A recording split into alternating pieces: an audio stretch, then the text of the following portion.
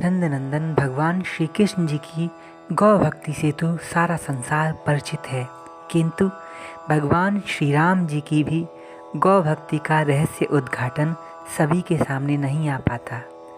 दैत्यों और दानवों के अनाचार करने के बाद जब सुर, नर और मुनि सारा समाज लेकर भगवान विष्णु को बार बार सुनाने जाते और भगवान की स्तुतियाँ और प्रार्थना करते, परंतु कोई सुनवाई नहीं होती।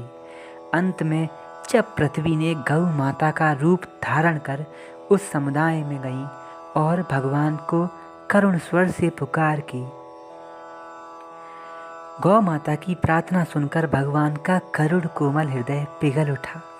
अब तो उन्हें श्री राम रूप में अवतरित होना स्वीकार करना पड़ा और भगवान बोले, तुम ही लाग धरहूँ नरवेशा।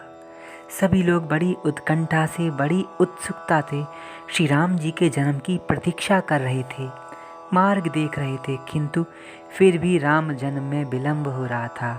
धीरे धीरे महाराज दशरथ की पुत्र प्राप्ति की आशा निराशा में बदल गई। अब तो ऋषियों को पुनः श्री राम जी की गौ माता के प्रेम का ध्यान आया, क्योंकि सिर्फ ऋषि ही थे जो जानते थे कि भगवान विष्णु ही भगवान राम हैं और भगवान विष्णु गौ माता के लिए विशेष लालायित रहते हैं। तो ऋषियों ने श्रृंगी ऋषि को बुलाकर पुत्र काम का यज्ञ प्रारंभ कर दिया।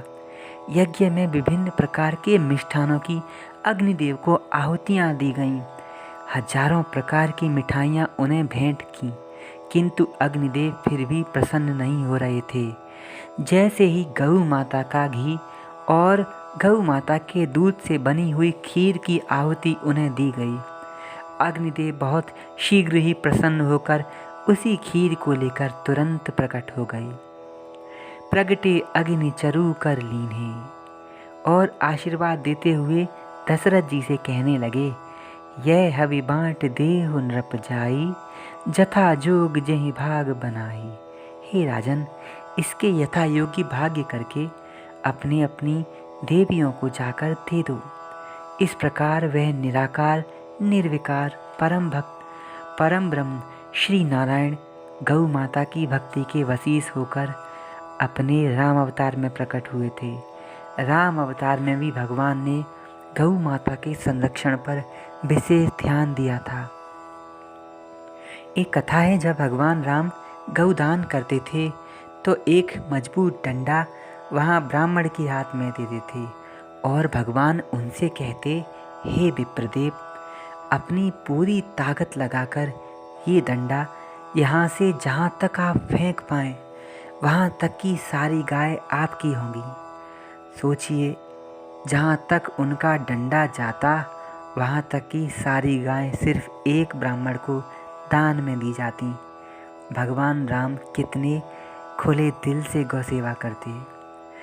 गौदुक्त की महिमा और भोजन के लिए सांकेतिक ढंग से बताने वाले श्री राम इसीलिए भोजन करते समय मुख में दही और भात लगाकर किलकारी मारकर भाग जाते हैं। भोजन करत चपल चित इत उत अवसर है पाई, भाज चले किलकत मुख दधि ओटन लपटाई। समस्त भूमंडल के विजेताओं को पराजित करने वाले उस शिव धनुष को तोड़ने के पश्चात भी श्री राम जी के विवाह का मुहूर्त निश्चित नहीं हो पा रहा था। वर कन्या दोनों पक्षों के बड़े बड़े ज्योतिर्विज्ञान विशारद विश्वामित्र, वशिष्ठ जी और सतानंद जी आदि विवाह के लग्न मुहूर्त का संशोधन कर रहे थे, किंतु उपयुक्त लग्न नहीं मिल पा रहा था। जैसे ही ऋषियों को श्री राम जी की गौ भक्ति का स्मरण हो आया, उसी क्षण सारी समस्या सुलझ गई। लग्न मुहूर्त भी मिल गया। गौ भक्ति भावना से अवतरित होने वाले नारायण के विवाह का समय गोधूली बेला में ही उत्तम माना गया। यह सोचकर सभी ऋषि महर्षि एक ही स्वर से कह उठे, धेनु धूरी बेला बिमल सकल सुमंगल मूल, विप्रन कहे विदेह सन जान सगुन अनुकूल। श्री राम जी के राज्य सिंहासन के आरूढ़ होने पर गौओं का लालन पालन, गौ संरक्षण और गौ संवर्धन इतना बढ़ गया कि संपूर्ण देश में घी और दूध की नदियां बहने लगीं। मनचाहा घी दूध लोगों को प्राप्त होने लगा। मन भावना धेनु पय स्त्र वहीं। परिणाम स्वरूप श्री राम राज्य में सभी देशवासी रोगों दोषों से मुक्त होकर सुंदर, स्वस्थ, सशक्त, बलवान, चरित्रवान, दीर्घजीवी जीवन व्यतीत कर रहे थे। ऐसी थी भगवान श्री राम जी की गौ भक्ति। तो आप लोग भी गौ भक्ति पर ध्यान दीजिए। राधे राधे। जय श्री हरि।